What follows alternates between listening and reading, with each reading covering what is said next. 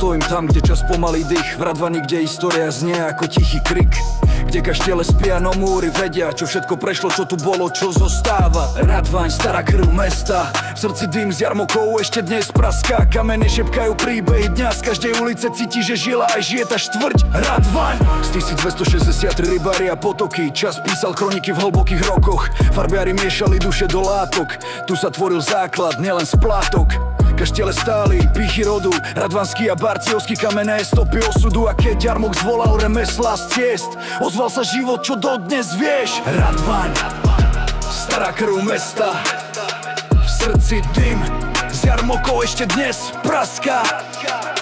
Kamene šepkajú príbehy dňa, z každej ulice cíti, že žila aj žije tá štvrť.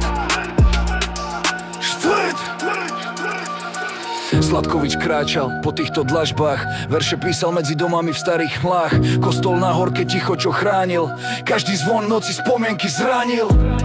Prašné cesty, teraz asfalt, ale spomienky v kameni nevymaže žiadny náklad. Dnešné deti, nové časy, no Radvaň vie, ako bijú jej vlastné hlasy. Radvaň nie je len miesto, je pamäť, v každom kroku jej tvár sa zjaví. Z minulosti do dnešných dní žije ďalej, dýchaj s ňou aj ty. Radvaň, stará krv mesta, v srdci dym, z jarmokov ešte dnes praská. Kamene šepkajú príbehy dňa, z každej ulice cíti, že žila aj žije tá štvrť.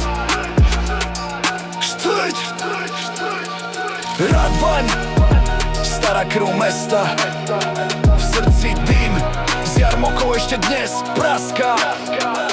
Kamene šepkajú príbehy dňa, z každej ulice cíti, že žila aj žije tá štvrť.